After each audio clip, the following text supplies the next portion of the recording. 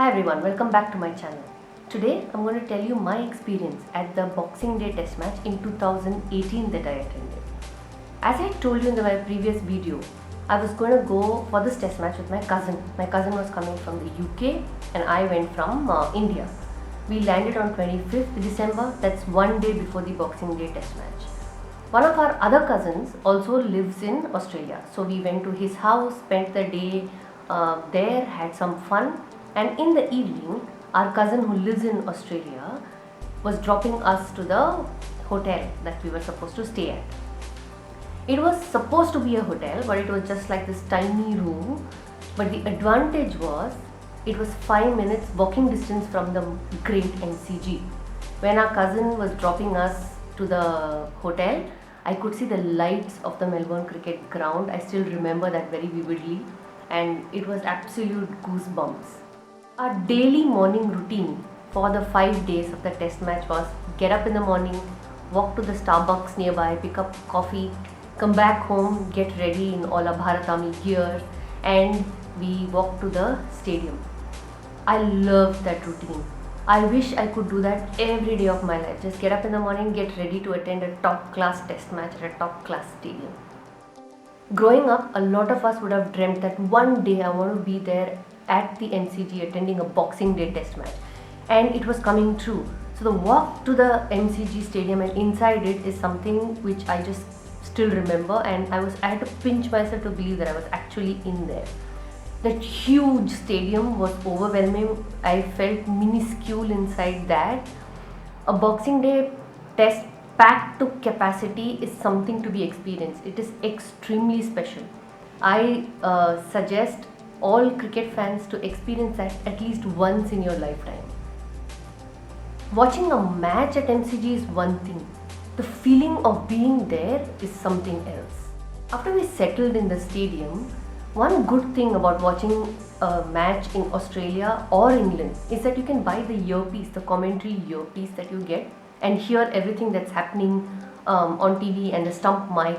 So the sledging that we could hear, be it Tim Paine or Rishabh Pant or any of the chirping that was happening around, was unbelievable. So India batted first and put up a solid score of 443. All the batters contributed. Pujara, Kohli, Rahane, Pant, Rohit Sharma, Bihari, all of them played really well. The Bharat Army group, we were positioned next to the Australian dugout. So it was absolute carnage. The guys were hurling a lot of sledges at them. Our favorite was Tim Paine with the stand-in captain chant, and I think the best was Nathan Lyon. He was absolutely livid. But one thing, I think Virat and the team were extremely happy that we were contributing to the sledging, but from the stand.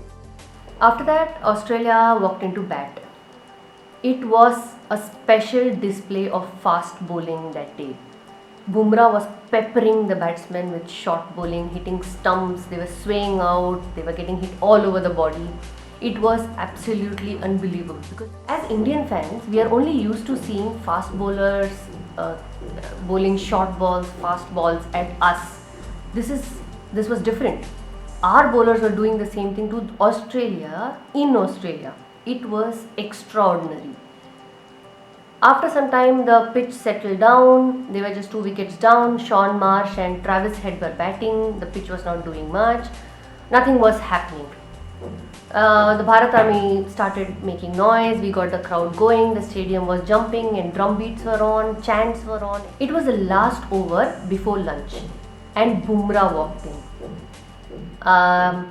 He bowled a slower ball to Shaun Marsh, which he was completely outfoxed, and that's one of the best balls you will see. The thing is, Bumrah had bowled just one slower ball before that, and later on he mentioned that he had spoken to Rohit Sharma, and Rohit Sharma had actually told him to try a slower ball just before lunch. That wicket before lunch was almost a crowd wicket. After that wicket, we completely lost it. Bumrah took 6 wickets and demolished the Aussies. They just could make 151, and that was just not enough. We did not enforce the follow on and decided to bat again.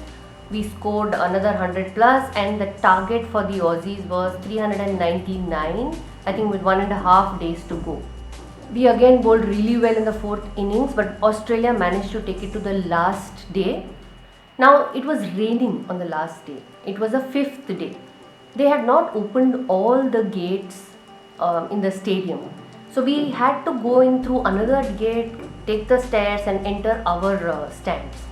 So while we were entering the other stand, we just froze.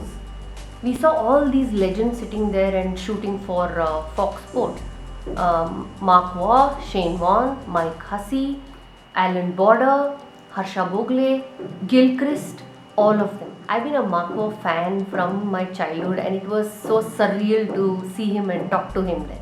After all this that happened, we went to our stands. It was still raining. The first session actually was washed off, but we did not budge from there. We were continuously singing, we were getting drenched, but it did not do anything to our spirit. We were just standing there and cheering our team, waiting to see history made. We had not won a Melbourne Test match from 1981, and something special was about to happen. We were just waiting for play to resume. When play resumed, it did not take too much time at all, and we won a historic test match. We were part of history. The scenes there were, I can't even explain. It was absolutely crazy. I remember Harsha Bhogle actually came down. He recorded all of us singing our national anthem, and he had tweeted the video as well. The Indian team recognized our support. They did not feel they were playing an away test match. Hence, they came towards our stand to thank us. That's what fans like you and me need. Just that acknowledgement and a thanks for our support. This was the first time an Indian team had taken a lead in the test series 2-1. It was historic, and we were part of history. So it was absolutely unexplainable, that feeling. Then we went to the hotel of the Indian cricket team outside, and we were dancing and singing, and they just joined in a little bit because we had a bigger match to come in Sydney. They did not want to celebrate full out, but we stayed at the hotel for some time, danced our hearts out, and were getting ready for the biggie in Sydney. Hope you enjoyed my MCG experience. In the next video, I will let you know about the SCG experience and how we celebrated after the series victory. Please keep watching and subscribe to my channel. Thank you.